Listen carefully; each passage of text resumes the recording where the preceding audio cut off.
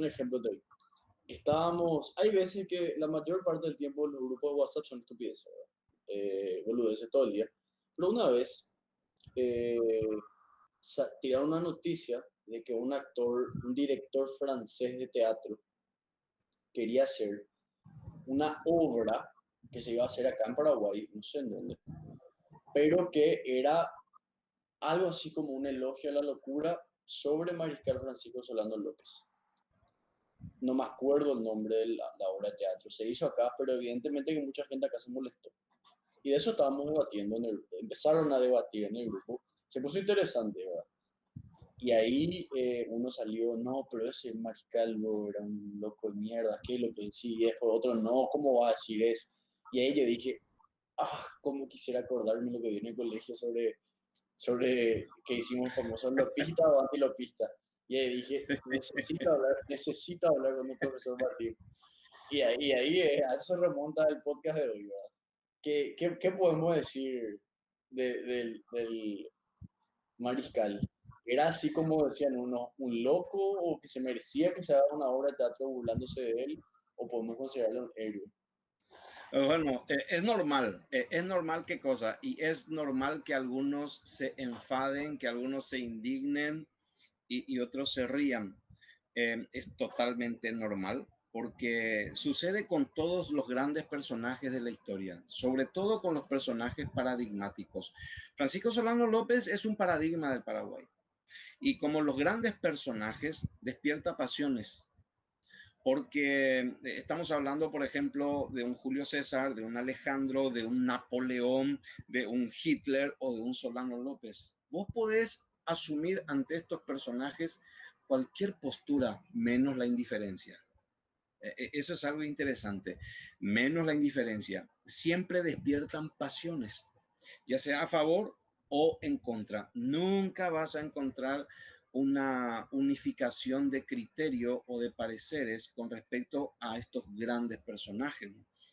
Y en nuestra historia, particularmente, Francisco Solano López despierta, por supuesto, ambos extremos, la admiración, el amor, la admiración, el elogio, la alabanza, la apoteosis incluso, y por otro lado, el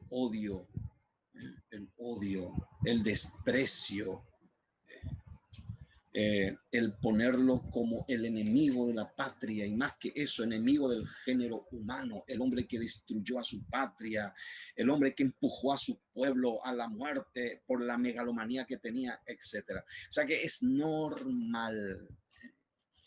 De modo que no te sorprendas, por ejemplo, si tocamos este tema, que al final encuentres un montón de no me gustas, no me gusta, perdón, porque dependiendo de quién sea el que esté viendo y escuchando esto, lopista o antilopista, imposible darle gusto a todos porque, como te digo, es una figura conflictiva, y así va a ser siempre. Pasa con los grandes personajes de la historia. Es que siendo sincero, luego, profesor, cuando llegas, si te toca, como este personaje grande de la historia, le tocó estar en esas posiciones, tú tenés que tomar decisiones que a algunos le va a gustar y a otros no le va a gustar. Es un hecho cuando estás ahí arriba. Lo que critican es que por su culpa fue la guerra. O sea, como diciendo que él, porque tuvo un complejo napoleónico, se fue y le declaró la guerra a todo el mundo. Pero yo estoy seguro que no es así nomás. O sea, no creo que vaya a tomar una decisión porque se cree Napoleón. Es estúpido, ¿verdad? O sea, hay un contexto histórico, hay un porqué. Yo creo, con lo poco informado que estoy al respecto, yo creo que ningún ser de su posición va a tomar una decisión porque se cree Napoleón. O sea, creo que hay algo más. Creo que no tenía otra alternativa en el momento o capaz no supo qué hacer. Así que eso es lo que nos vas a informar hoy, ¿verdad? Bueno, primeramente, lo del el sentimiento napoleónico de Solano López se popularizó mucho, sobre todo a partir de la década de los años 70, cuando se publicó un libro bastante polémico de un autor italiano llamado Manlio Calcogni. Manlio Calcogni publica una obra titulada El Napoleón del Plata. Para que veas, tan polémica se volvió ese libro, esa obra. Ese libro fue todo un bestseller que ahora mismo, inútil que intentes salir por toda la República tratando de comprar ese libro. No lo vas a encontrar, no lo vas a encontrar. A menos que de pronto allá en Italia, donde tienen los derechos, se les antoje hacer una nueva edición. Y bueno, en este famoso libro, El Napoleón del Plata, es que Calcogni pinta a Solano López con ínfulas imperialistas, porque era bastante sabido que Solano López era admirador de Napoleón Bonaparte, cosa que no es nada rara ni nada particular, porque Napoleón, que podríamos considerarlo como el Hitler del siglo XIX, le llamaban la hiena y no de balde, porque se alimentaba de cadáveres, un hombre que incendió Europa y un hombre que llenó de cadáveres de punta a punta el continente europeo. Pero sin embargo, ¿qué pasó? Sobre él se construyó luego una figura romántica y surge el Napoleón que todos admiran, el nuevo Alejandro de los tiempos contemporáneos. Entonces, en el siglo XIX, en plena corriente del romanticismo, la figura de Napoleón Bonaparte era admirada en todo el mundo. De modo que surja un estadista, un presidente como Solano López, que abiertamente admira a Napoleón Bonaparte en primer lugar. Es medio hipócrita decir, ahí está, él luego le admiraba a Napoleón, todo el mundo le admiraba a Napoleón, hasta hoy todo el mundo admira a Napoleón, ¿eh? Ahora bien, de admirar a Napoleón a tratar de convertirse en un Napoleón criollo acá en el Río de la Plata, bueno, eso ya es otra cosa. Y te digo más, cuando se popularizó este libro, salieron también a la palestra nuevas interpretaciones como queriendo apoyar esta tesis de Calcogni. Y por ejemplo, en Argentina empezaron a exhibir el proyecto de corona imperial que Solano López mandó hacer en Francia por el joyero del mismísimo Napoleón III para coronarse el emperador del Plata.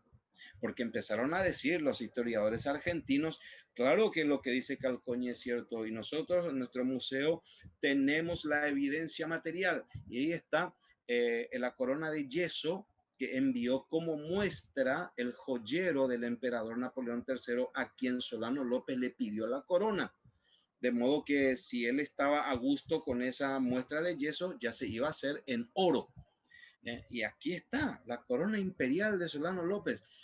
Bueno, lo que nadie se preocupó en publicar e investigar bien es que, primero, es cierto que Solano López le pidió al joyero de Napoleón III que le mandase a hacer una corona. Sí, es cierto.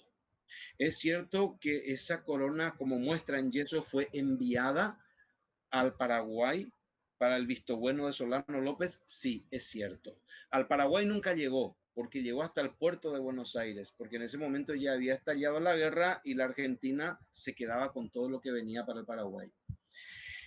Lo que nadie te dijo, y por malicia más que por otra cosa, es que esa famosa corona la mandó a hacer o la encargó Solano López para la imagen de la Virgen de la Asunción, cuyo oratorio él empezó a construir y hoy es el Panteón de los Héroes. Ese es el oratorio de la Virgen de la Asunción que mandó construir Solano López, y la imagen de la Virgen de la Asunción tenía que ser coronada. Y esa corona es la que mandó hacer en Francia. No para él, ni mucho menos. Era una simple corona para un santo. Pero para que veas cómo de pronto también la propaganda se agarra de este tipo de cosas y se publican las fotos, se divulga y es cierto. Fue Ahí una también está coincidencia. la facilidad con que el público cree en versiones de la historia. Sí, así fue una coincidencia, una mala Sí, coincidencia para él. sí. Pero yo vi que él se había ido a estudiar también a Francia, ¿puede ser? Él se fue a misión diplomática. Ah, En 1854 fue enviado por su padre en misión diplomática.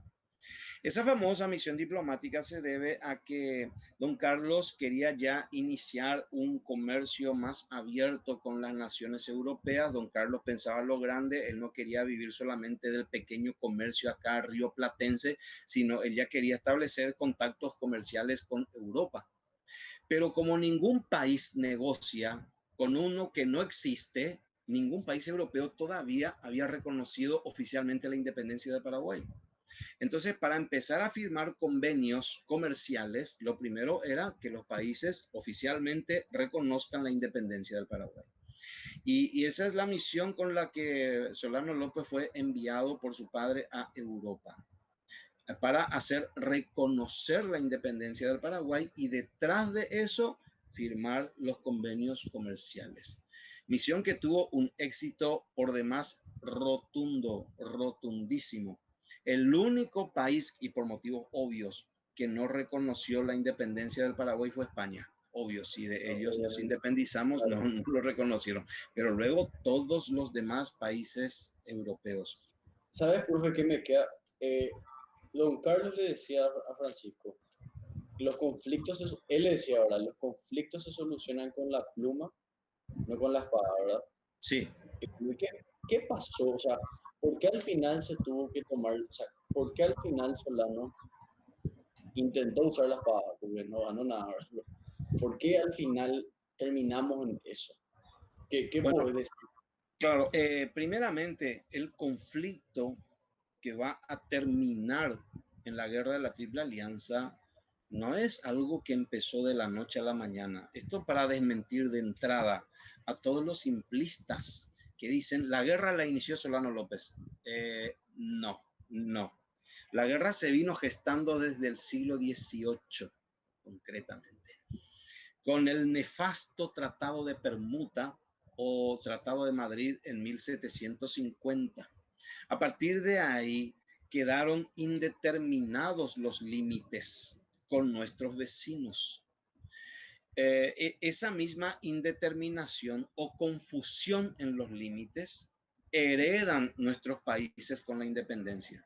Profe, Paraguay se independiza, pero los límites siguen en disputa. profe, vos sabés Brasil, que te quiero sí, mostrar, te interrumpo. Quiero traer sí, un libro que tengo ahí, que quiero ajá, mostrarte, ¿sí? Un segundito. dale.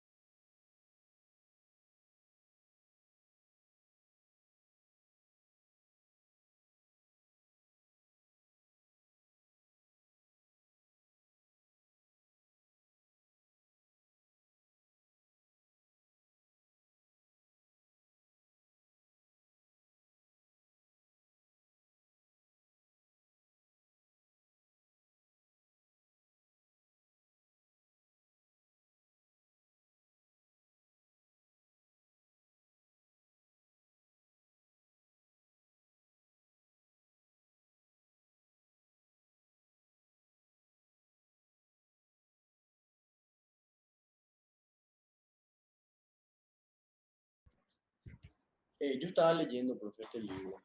Se llama Maldita Guerra de Sí, sí, Francisco Francisco de Aurora la Prieto. Kioto, Sí, amigo mío, es escritor este. brasileño. Sí, sí, lo Y conozco. no terminé de leer, no sé por qué, pero hace Sí, mucho.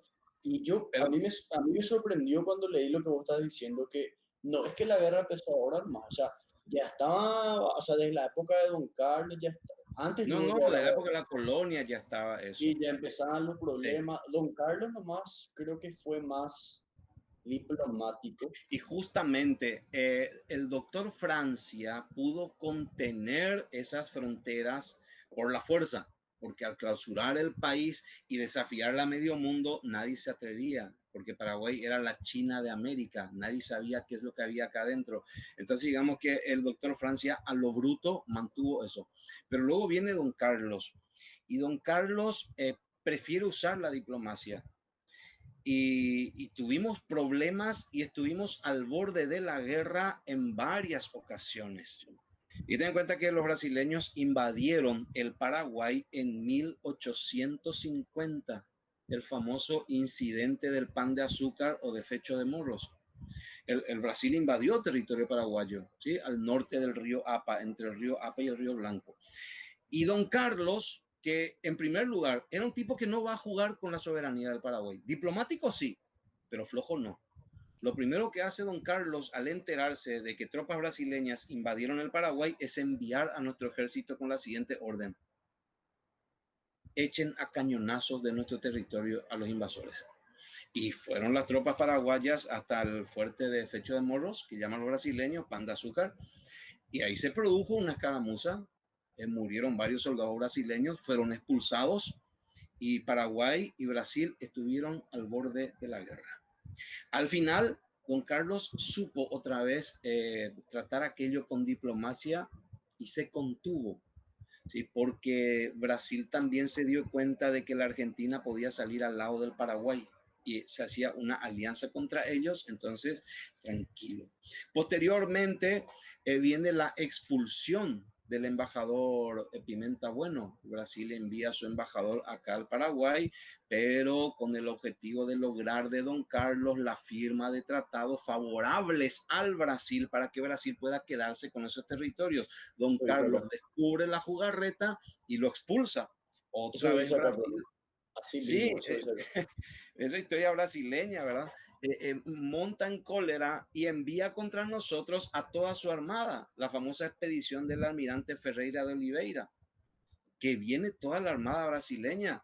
Y a él le dijeron, vas a entrar al Paraguay y vas a hacer que don Carlos nos firme todos los tratados que vos le presentes. Porque al ver una flota tan grande, se va a asustar y te va a firmar lo que sea. En, sin embargo, don Carlos para nada.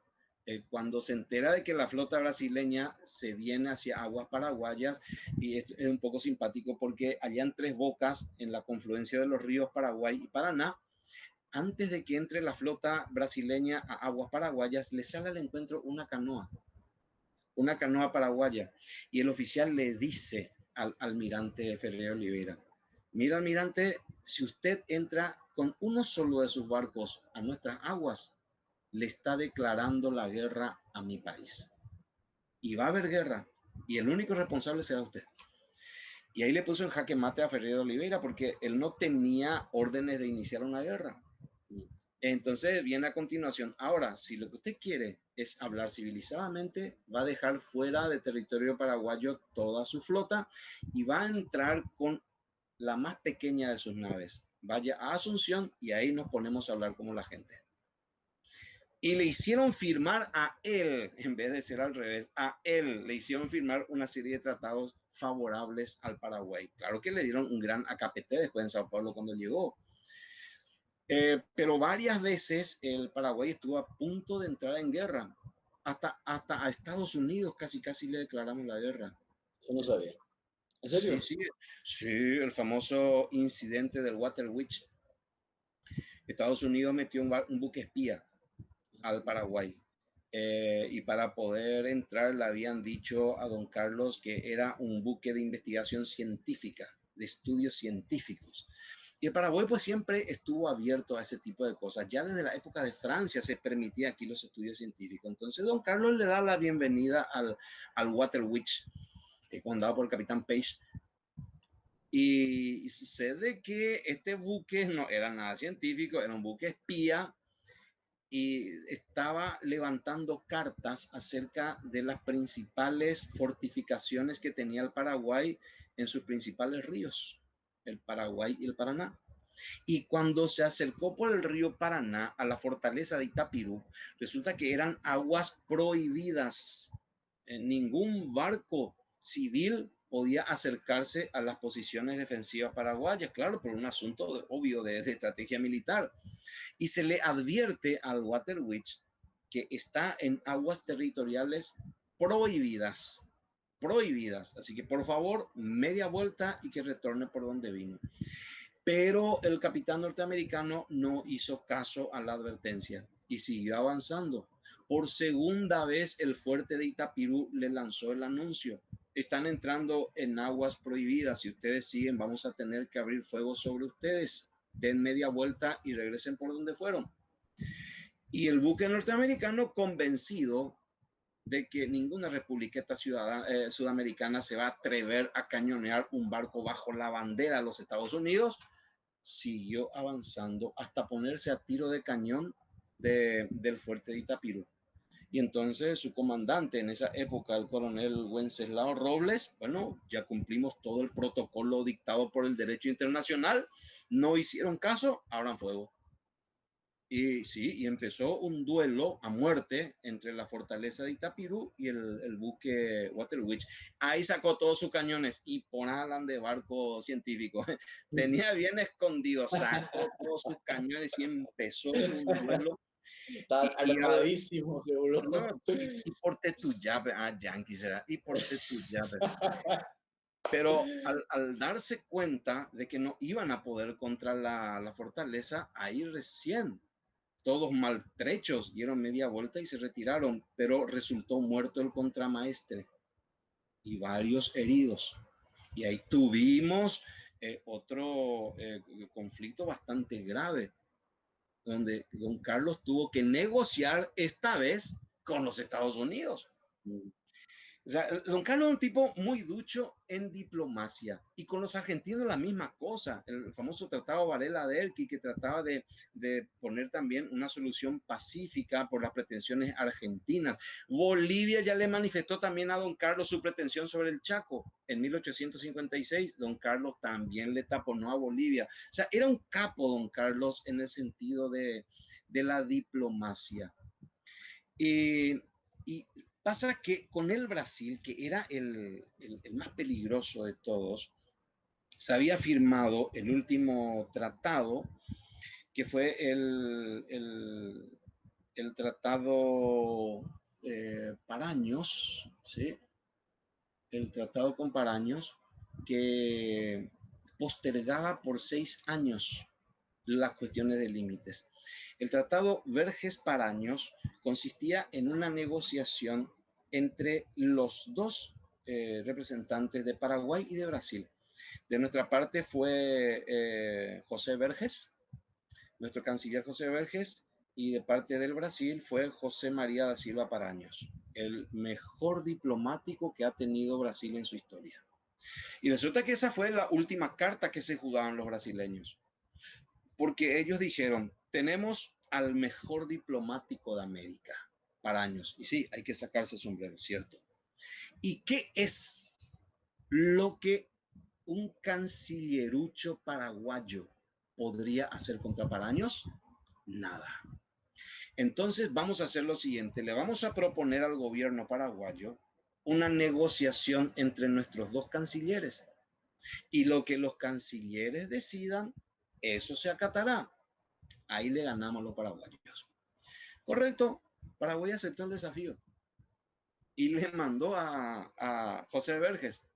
Y la pinta de José Verges, ay, sin yaranga, típico paraguayito, peticito, peladito, panzón, bigotón, ay, sin yaranga. Pero cuando se sentaron en la mesa negociadora, Paraños se llevó una gran sorpresa. Estaba ante una mentalidad igualita a la suya. O sea que José Verges, amigo, aunque usted no lo crea, era un diplomático de la gran 7. Varios días duró aquel duelo y para años no pudo sacarle nada a Vergés. Entonces llegaron a un empate. Y ese tratado que tenía que definir la cuestión de límites, bueno, los dos campeones tenían la misma fuerza, ninguno podía derribar al otro. Entonces llegaron a un acuerdo. Vamos a darnos un tiempo, 6 años. Dentro de 6 años nos volveremos a reunir, cada cual con el acopio de toda la documentación que tiene su país, y en ese entonces ya vamos a definir definitivamente la cuestión de límites. Correcto. ¿Cuándo fenecían esos 6 años y se tenía que tomar la decisión definitiva? En 1862, año en que muere Carlos Antonio López y asume Francisco Solano López. Y es a eso que don Carlos, en su lecho de muerte, se refiere a Francisco Solano, esa frase que vos dijiste. Acuérdate que tenemos cuestiones muy delicadas pendientes con nuestros vecinos, sobre todo con el Brasil. Trata de resolver con la pluma y no con la espada. A mí siempre me llamó, Alexis, la atención estas palabras de don Carlos. En su lecho de muerte, se está muriendo el tipo. Y sus últimos pensamientos, su patria. Vos puedes decir todo lo que quieras de esta gente, pero yo no me imagino a ninguno de estos puntos suspensivos que tenemos ahora no. dedicándole a su, por favor. No. Imagínate su último pensamiento y su última preocupación. ¿Sabes qué yo siento, profe? Que él parece que previó lo que iba a pasar. Yo creo, porque si le dijo justamente esas palabras a su hijo es por algo. O sea, se previó que si cuando él se moría, iban iban a encontrar la brecha para lograr lo que querían. Yo siento eso. Claro, o podría ser también algo más natural. Ya se intentó la diplomacia hasta donde se pudo. Ahora se soltó el hilo. ¿Entendés? Ya se agotaron todas las instancias y bueno, ya no queda de otra manera. Porque muchos dicen, Francisco Solano debía asumir la misma política que su padre, la misma diplomacia de su padre, pero él luego era un pésimo diplomático y no, disiento totalmente. Francisco Solano López demostró sobradamente ser un diplomático excelente. Acabamos de hablar del logro que tuvo en todos los países europeos, dejando una impresión muy notoria. Basta con mirar los documentos y los periódicos europeos de la época para ver la impresión que dejó este representante del Paraguay. El famoso Tratado San José de Flores de 1859, que le puso fin a la guerra civil de Argentina entre unitarios y federales. Esta paz tan difícil la logró Francisco Solano López con su mediación, etcétera. O sea que estúpido no era, incapaz no era. Yo creo nomás que hasta la época de don Carlos ya se había logrado todo lo posible con la diplomacia. O sea, iba a pasar. No se solucionó, iba a pasar. No, eso de hecho, la guerra estaba decretada, iba a pasar, sí o sí. El tema es que Solano López terminó picando el anzuelo. Él cayó en la trampa. Él pudo haber, en todo caso, pudo haber encarado de otra manera, pero actuó de un modo tal que hasta parece que él mismo provocó la guerra. Parece, ¿no? Que no fue así. Pero en ese caso no supo actuar, digamos, en el momento, no supo pillar en qué le estaban metiendo. ¿Y cómo empezó? O sea, ¿cuándo fue así? Ok, empieza la guerra. Ahora, ¿qué pasó para que arranque la guerra? Bueno, hay que considerar primeramente algunas evidencias históricas que son fundamentales.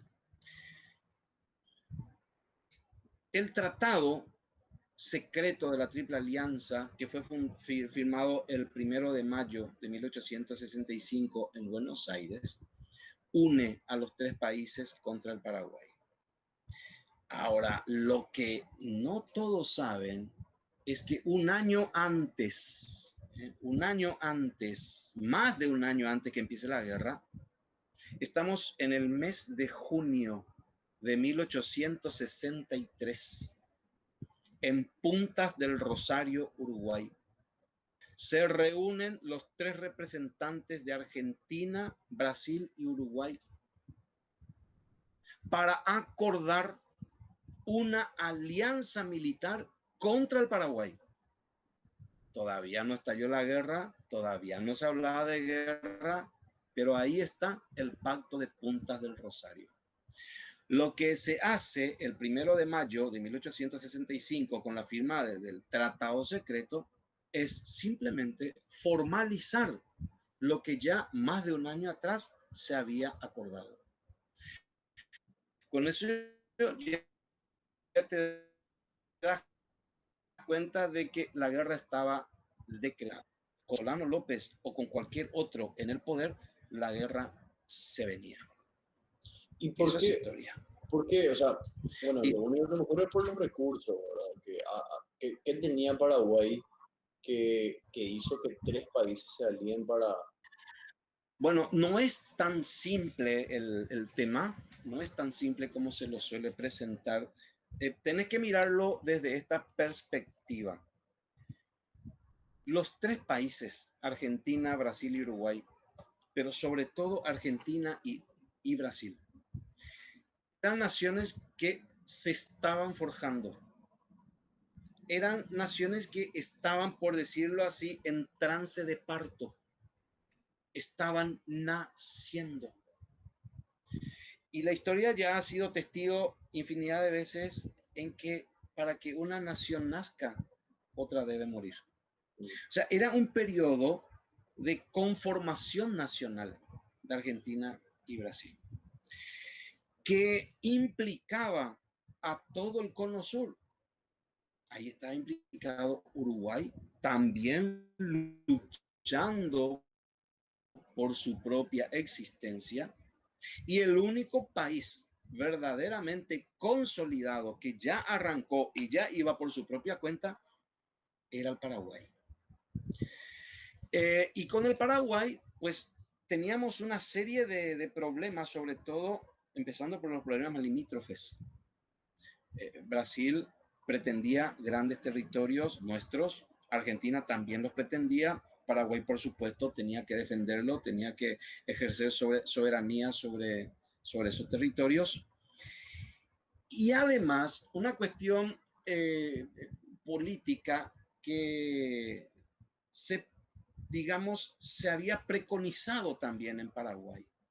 Volvamos un poquito al personaje del que hablamos hace rato, el canciller Otto von Bismarck de Prusia, que había sugerido, había propuesto la famosa fórmula de las alianzas, el sistema de alianzas, que provocó la Primera Guerra Mundial, ¿verdad? Pero Bismarck, posteriormente a lo que acá pasaba, digamos, va a oficializar la formación de bloques, de alianzas contra otros. Y lo notable es que antes que Bismarck sugiriera esa fórmula, aquí ya se dio. De hecho, ya se dio. Había una alianza pactada entre Paraguay y Uruguay. ¿En qué sentido? En que Paraguay había quedado mediterráneo y necesitaba ese respiradero sobre el mar, y ese respiradero era Buenos Aires. Pero Buenos Aires, siempre aprovechando su posición geopolítica, nos cargaba de impuestos, de trabas, de obstáculos. Entonces aparece Uruguay, que hay que decirlo, tradicionalmente fue el amigo del Paraguay, ¿sí? Tradicionalmente siempre fueron nuestros amigos. Entonces Uruguay le dice al Paraguay, y bueno, ¿por qué no usa Montevideo? En vez de Buenos Aires, use Montevideo. Acá nosotros no le vamos a hacer ningún problema. Entonces se genera una alianza y casi nadie te cuenta esto, pero es historia. Hay una alianza entre Paraguay y Uruguay. Los dos países sándwich o los dos países colchón, porque acá tenés a los dos gigantes, Argentina y Brasil, y los dos estados pequeños, Paraguay y Uruguay, que son estados colchones. Entonces se alían por supervivencia, por seguridad, se alían los dos países. No es como suele decir vulgarmente nuestra gente, por qué Solano López se hizo el necio y se fue a socorrerle al Uruguay y nos metió en una guerra de balde. No, es que no fue una quijotada aquello. Había un pacto de por medio, había un tratado de por medio y Paraguay salió fiel a ese tratado. Y bueno, pero Solano López tampoco optó por la fuerza bruta de buenas a primeras. No, él había propuesto una doctrina conocida como la doctrina del equilibrio del Río de la Plata. Y él pretendía que esa doctrina sea respetada por todos los países del Plata. ¿Y qué es lo que exponía? Exponía que los dos grandes países, Argentina y Brasil, tienen que mantener equilibrio de poderes para garantizar la existencia de las repúblicas pequeñas, Paraguay y Uruguay.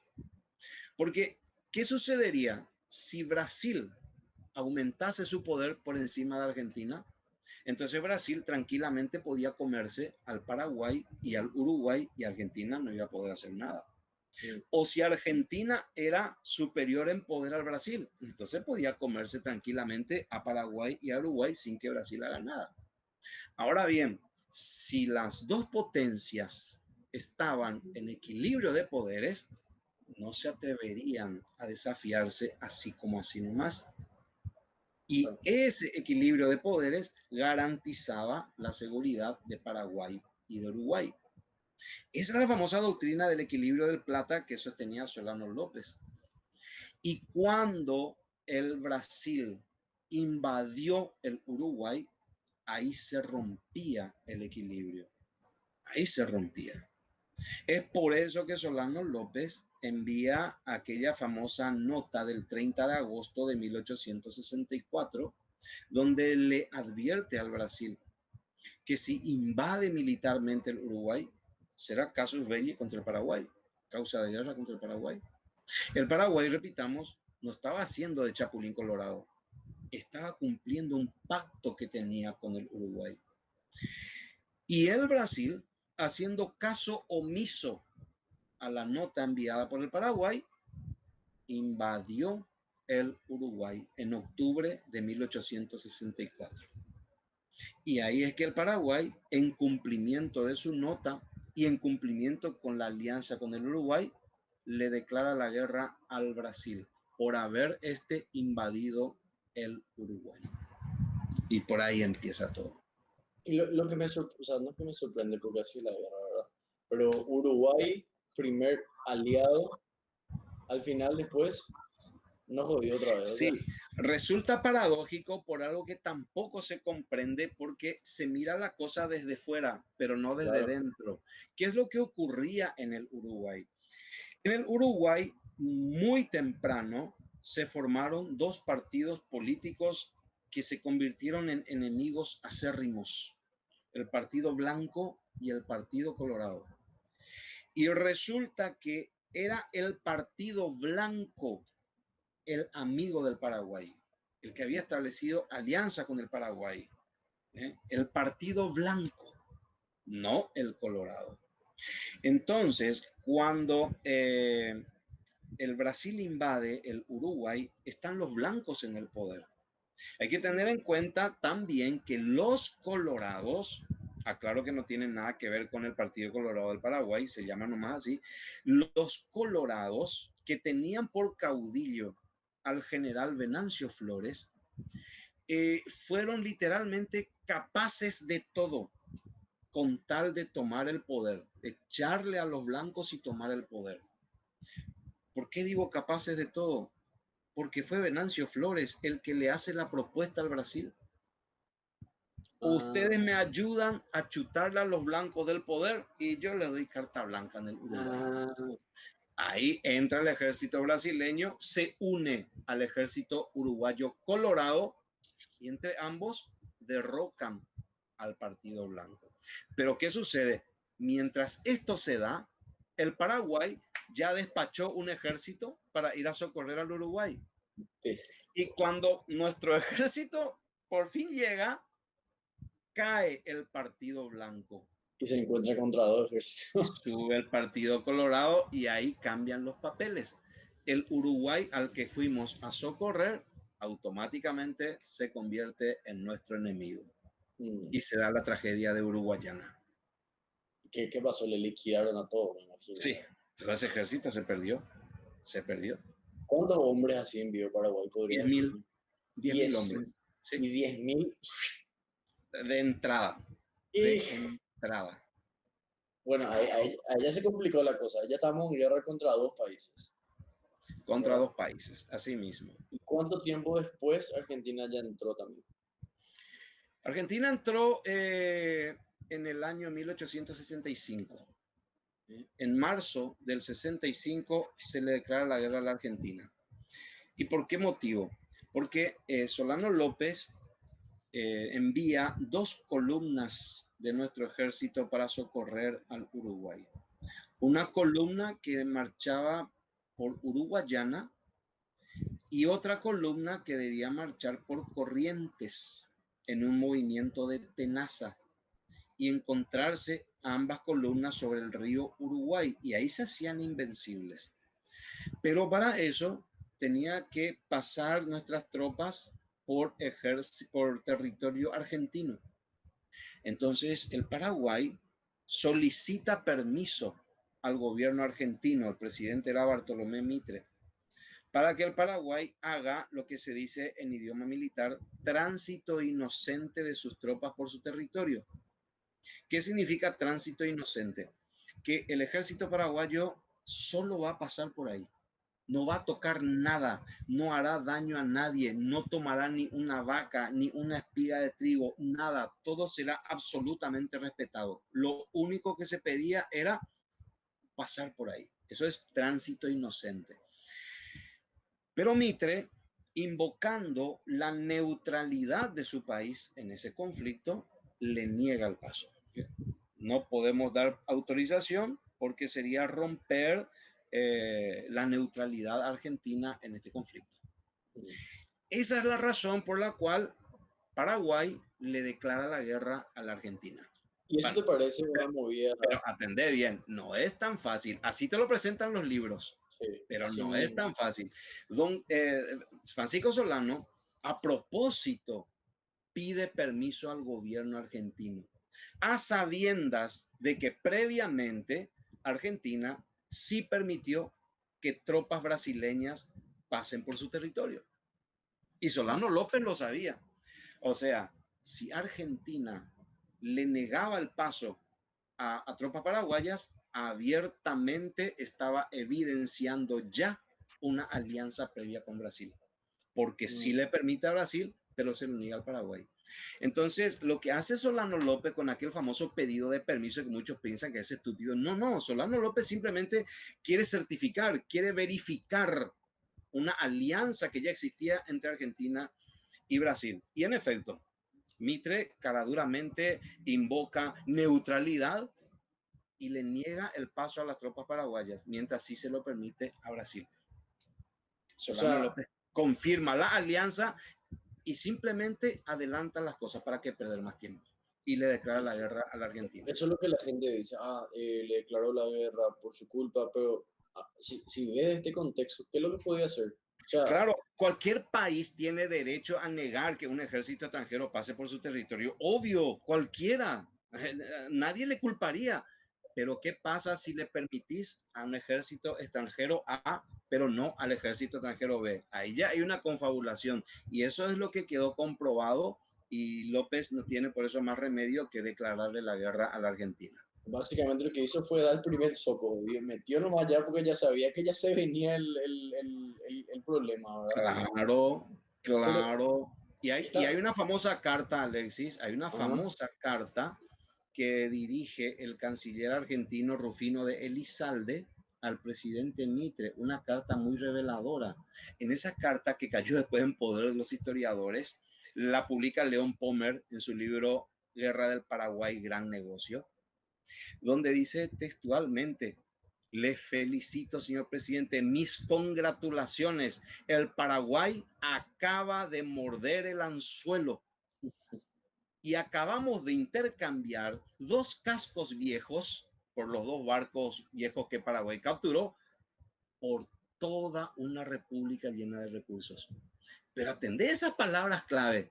Le felicito, presidente. El Paraguay acaba de morder el anzuelo. O sea, esa fue una trampa premeditada que Solano López, ahí le faltó tino y visión para pillar lo que estaban tejiendo en torno suyo.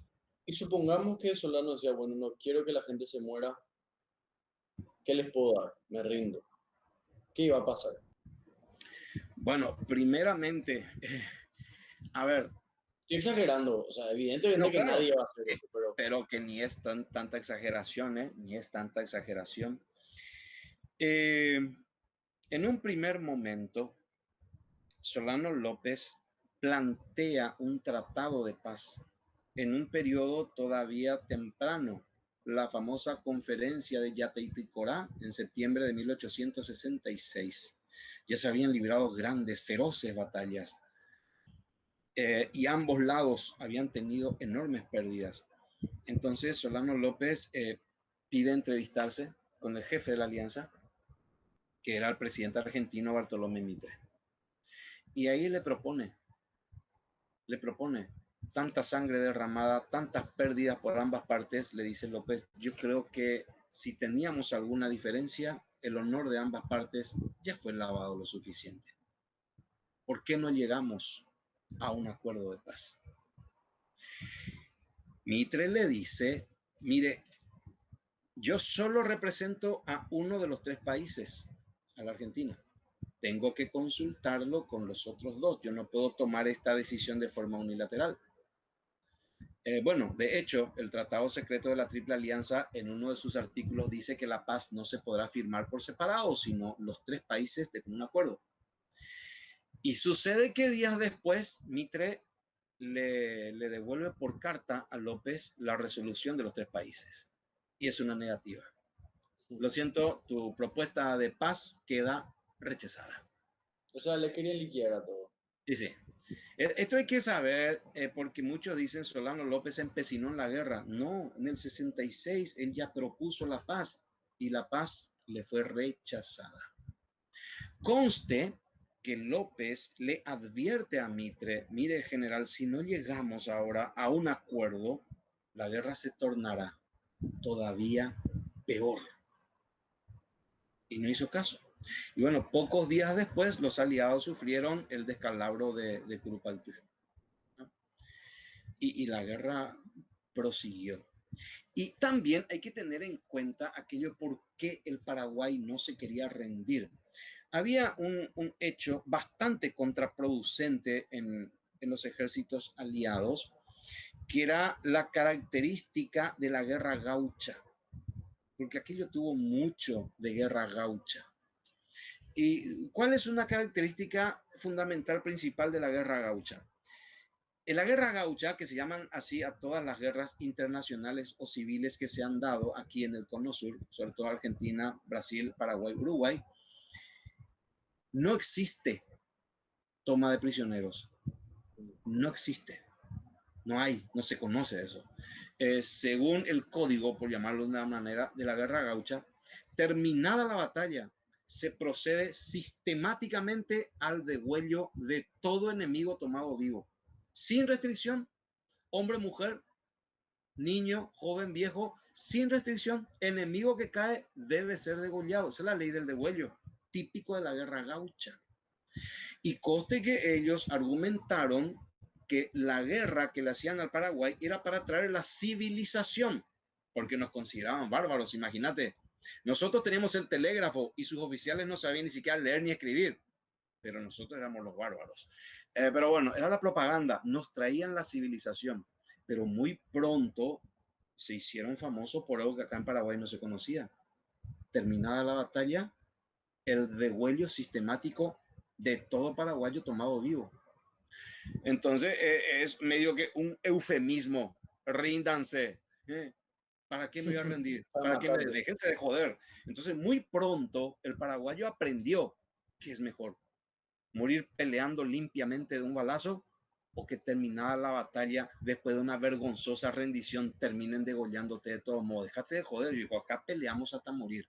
Sí. Muchos dicen Solano López le obligó a su pueblo a morir. No, no, no, señor. Es más, hay documentos, y esto es historia. Cuando yo digo esto es historia, me estoy refiriendo a que hay documentos, no hay decires, hay documentos, en que durante la guerra y en varias ocasiones, Solano López da orden directa. Las mujeres y los niños abandonen el ejército, vuelvan a sus casas, vuelvan a sus ranchos, porque a los defensores no se espera solamente ya morir en la defensa. Mujeres y niños quedan liberados, pero ni las mujeres ni los niños querían irse, sabían lo que les esperaba.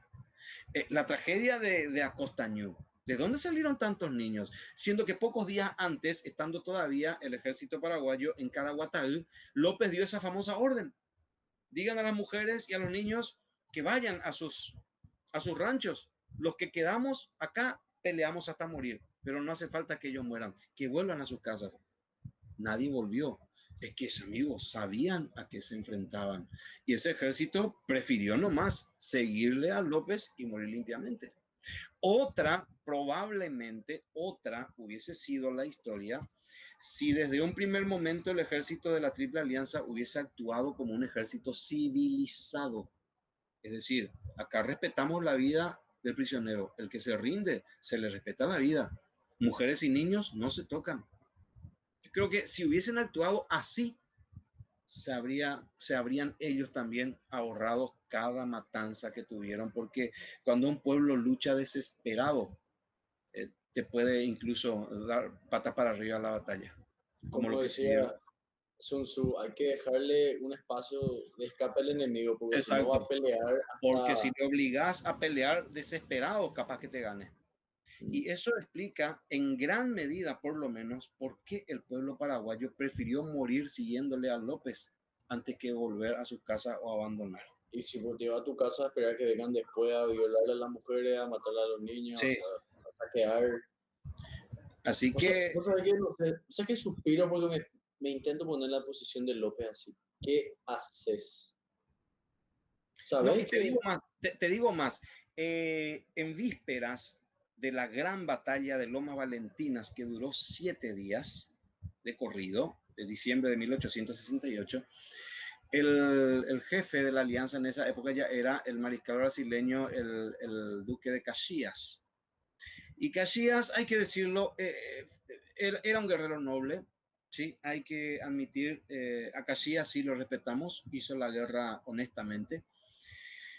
Y justamente eh, Caxias, cuando se da cuenta, después de nuestra última derrota en la batalla de Abal, donde desapareció el ejército paraguayo, 11 de diciembre de 1868, en los campos de Abal, cerca de Villeta, se enfrenta lo último que quedaba del ejército propiamente, lo último, que son más o menos unos 5.000 hombres contra 20.000 aliados. La batalla es mortífera, no se rinde nadie. Los últimos en caer fueron los famosos soldados del batallón 40. Pelearon hasta morir. No es por paraguayo, pero cosa nunca vista en la historia contemporánea es esta. Un ejército entero que prefiere hacerse matar antes que rendirse. Entonces, después de la batalla de Abal, Caxias ya sabía que al mariscal López ejército propiamente ya no le quedaba. Solamente un puñado de gente, hombres, mujeres, ancianos, soldados heridos. Entonces, en un sentimiento ya de humanidad, Caxias le envía a López una carta donde le dice, le propone una rendición. Pero es interesante, tendrías que leer esa carta, Alexis. Es interesante. Caxias era un tipo noble, yo insisto eso. Y le dice, Mariscal, ¿por qué no terminamos aquí? Vamos a terminar esta guerra. Mire, Yo le propongo lo siguiente, le dice Casillas. Yo le propongo lo siguiente. Si la guerra la terminamos aquí, usted y su familia pueden elegir cualquier país europeo y pueden irse. Pueden llevarse toda su fortuna. Es más, yo le puedo conseguir en mi gobierno una pensión para usted. La única condición es que usted deje el gobierno paraguayo, que rinda su ejército y terminemos esta guerra aquí. Y Casillas habló con tanta sinceridad que López le creyó. Claro que le creyó. Y sí, hablaba en serio Casillas. Yo la admiro a Casillas personalmente. Bueno, pero ¿qué hace López? Atendé lo que hace. Le reúne a su Estado Mayor, lo que le quedaba, ¿verdad? Jefes y oficiales. Les lee la carta. Y así a nivel humano le dice a su jefe, miren gente, les he leído la propuesta del enemigo. Y les reúno aquí para consultarles. ¿Qué quieren hacer ustedes? Yo voy a acatar lo que ustedes decidan. Si ustedes me dicen hay que seguir peleando, vamos a seguir peleando. Pero si ustedes me dicen, Mariscal, ¿por qué mejor ya no terminamos la guerra? Yo hago lo que ustedes me digan. Y paraguayo, y porte tu yape, rendirnos. Pasa que esa palabra luego no está en el ADN del paraguayo, no está en el ADN del indio guaraní. Y todos votaron y dijeron, no, mi mariscal, no nos rendimos, vamos a pelear hasta el final. Y López le tomó la palabra. Bueno, caballeros, si es eso lo que ustedes deciden, bien, pelearemos hasta el final. Y registran los testigos de la época que el que devolvió la carta con la contestación fue el mismo hijo del mariscal, famoso con el Panchito López. Y cuando Panchito López se presenta a Casillas, respetuosamente le da la contestación, algo, no sé si al ser humano, cuando le pones en situaciones críticas y la guerra que es una, Dios mío. Casillas abraza a Panchito López, le abraza y llora, pero lamentablemente la suerte está echada. Entonces ahí te das cuenta, en este caso no es que López le obliga al pueblo, él consultó, pero sus jefes y oficiales no, mi mariscal. Pero vamos a ser Vamos a sinceros, pelear. si López aceptaba y se iba, le dejaba todo nomás también acá a la merced de lo que se venía. Claro, por eso te dije hace rato, leyó sinceridad en los Sí. ojos en la propuesta de Casillas, sabía que tenía la palabra de un caballero. Por eso Él, nomás, de lo contrario, él mismo le iba así, déjese de joder. por eso que admiro eso. Él se podía haber salvado ahí, irse a vivir como Claro, un rey claro, y dijo no, me muero con ellos y se quedó a así morirse. mismo. O sea, me pongo en su lugar como persona. No, no estamos hablando de un angelito Alexis, ¿eh? No, no, no, Claro, no. claro. No, no tocamos sus culpas, pero mirando de ese aspecto hay que admitir que sí, esa fue su actitud. Pésimo. Él propiamente no peleó, ¿verdad? En la guerra, excepto cuando se No, murió, ¿verdad? Pero a lo sí. último ya sí tuvo que pelear. Pero después de esto, ¿qué pasó? Que esta negociación que falló, después ya le mataron a él, ¿verdad? Claro, ante el rechazo de una rendición se viene la batalla de Lomas Valentinas o Itaiguaté también le dicen, que literalmente duró 100 días. Ahí murieron todos. Y López escapa con menos de 100 hombres. Ni siquiera llegaba a un centenar los sobrevivientes de aquella batalla. Está todavía, yo te invito a que vayas algún día, está acá cerca en Villeta, y allí nomás a metros del campo de batalla está todavía el famoso nicho llamado Curuzú 40. Curuzú 40 se llama porque después de la batalla tuvieron que empezar a retirar los cadáveres para sepultarlos. Y, y fueron 40 carretas llenas de cadáveres que fueron sepultados. De ahí Curuzú 40. O sea, la mortandad fue terrible y todos esos paraguayos prefirieron morir. Ahora, ¿por qué se retiró López? ¿Por qué se escapó? ¿Por qué él no murió en esa batalla? Muchos sobrevivientes, como por ejemplo Thompson, el coronel Thompson, groseramente dicen que fue un cobarde, que se pasó huyendo. No, atender una cosa que también tiene que ser comprendido. Porque muchos dicen, López se pasó huyendo durante la guerra y su objetivo era llegar a Bolivia para salvar la vida. Bueno, ya acabamos de hablar que si era por salvar la vida nomás, aceptaba la propuesta de Caché y se iba a vivir lujosamente en Europa.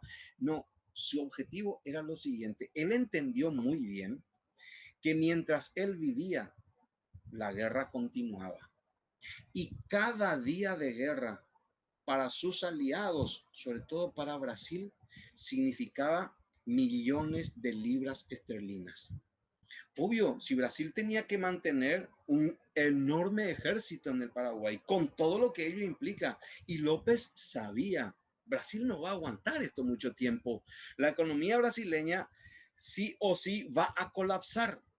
Entonces la idea era, por cruel que suene, pero la única alternativa era estirar la guerra el mayor tiempo que sea posible, esperando el colapso económico en Brasil. Porque si Brasil llegaba a la quiebra, allí tendría que retirarse sí o sí de la guerra. Y eso le daría al Paraguay una ventaja. Es por eso esa resistencia de López a todo trance, y por eso no se dejó matar ni en Loma Valentina ni después, hasta Cerro Corá, porque la idea era continuar la resistencia hasta el quiebre del Brasil. Probablemente lo hubiese logrado. Vos sabías que la columna comandada por el general Antonio Correa da Cámara, la que le dio alcance en Cerro Corá, fue por traidores. Porque paraguayos traidores se le acercaron a este jefe brasileño y le dijeron, sabemos dónde está y te vamos a mostrar el camino. Porque si no hubiese sido por eso, ¿cuánto hubiesen tardado en encontrar el campamento paraguayo en Cerro Corá? Porque la cosa fue así. Poco tiempo después de la muerte del mariscal López, se dio el colapso en Brasil. Se fue el Brasil a la quiebra. Pero para nosotros ya fue tarde porque ya mataron a mariscal y la guerra terminó. Te juro que cada cosa que pasa parece una película. La realidad supera la ficción. Sí. Eso hay que bucear pues, en la historia y no quedarse solamente con lo que la gente dice, la opinología que es tan superficial. Uno también tiene que sacarse las pasiones personales. Claro, hay que Porque analizar cuando yo objetivamente. odio al personaje, no me cae bien el personaje, entonces no lo estudio.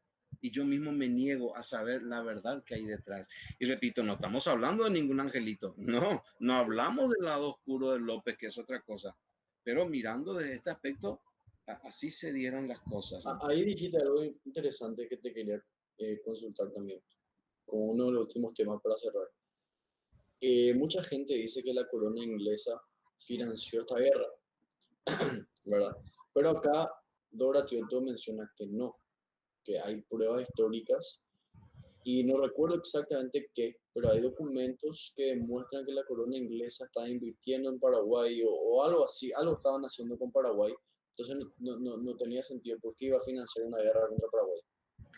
Bueno, en primer lugar, y te lo digo con todo respeto, no te fíes mucho de la obra de Dora Tiotto.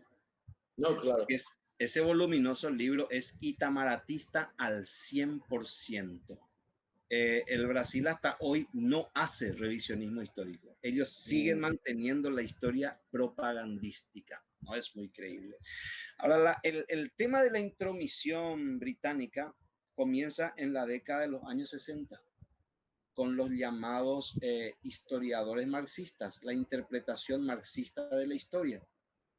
Ahí le tenés al uruguayo Eduardo Galeano, le tenés al argentino que te nombré recién, León Pomer, le tenés al brasileño Julio José Chiavenato, por citarte algunos, que es la versión marxista de la historia. Y es esa interpretación de buscar siempre un imperialismo. Mm, Hay sí, un imperialismo que domina el mundo y todo lo que ocurre a nivel local fue propiciado por ese imperialismo.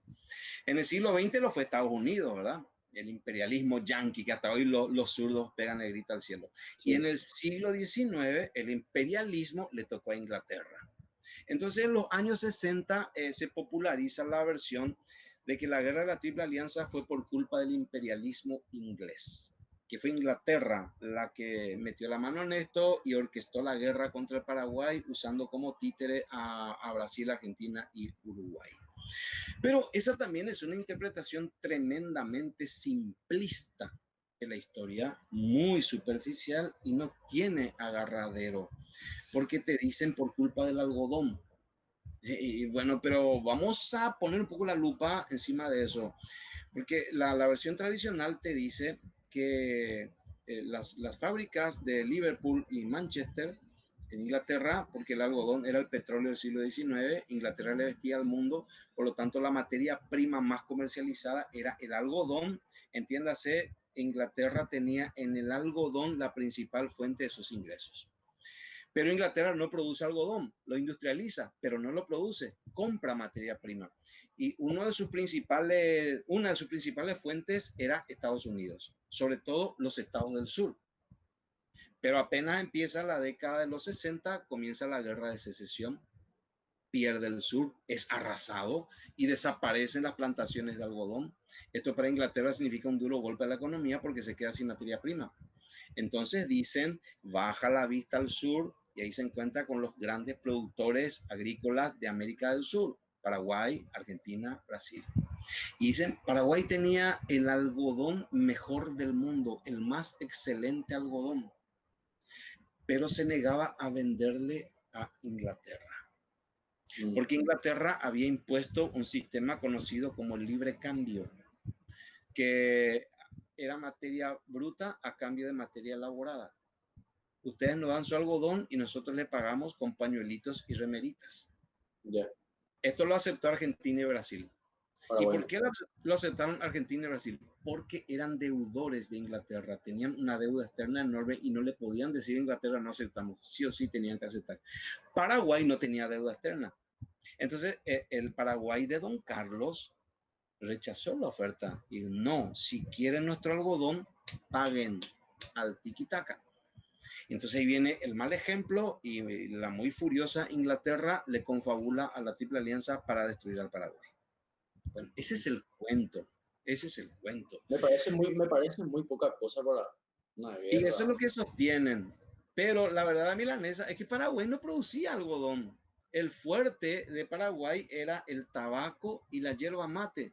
Mm, Cierto que había algodón, pero de una manera muy incipiente. Cierto que era el mejor porque vinieron claro. los ingleses, miraron, pero hablaron de posibilidades. Mm, No es que Paraguay tenía campos de algodón y pues no. Ahí ya te das cuenta que la versión cae por su propia. Además, sí, una cosa es la banca británica y otra el gobierno, porque tienen que tener en cuenta que Inglaterra es un país liberal. ¿Eh? Los dos grandes bancos londinenses, la Baring Brothers y la Rothschild Co., ellos sí financiaron la guerra, pero ellos financiaron la guerra en cualquier parte del mundo. Era su negocio. Mientras que el gobierno británico, la reina Victoria, no se metía. No se metía. Ahora, una cosa es lo que hacen los bancos sí. y otra cosa es lo que hace el gobierno. Porque también hay que preguntarse a nivel político si Inglaterra estaba detrás de esta guerra, ¿cómo se entiende que el vergonzoso tratado secreto de la Triple Alianza haya sido divulgado al mundo, denunciado al mundo, precisamente por el Parlamento británico? Mm, El mucho Parlamento sentido no inglés fue tiene. el que se hizo con uno de esos documentos y se lo mostró al mundo. Vean lo que están haciendo con el Paraguay. Mm. Ahora, que se metieron los bancos, eso sí, eso sí. Y Pero eso eso no es me nada parece que es personal.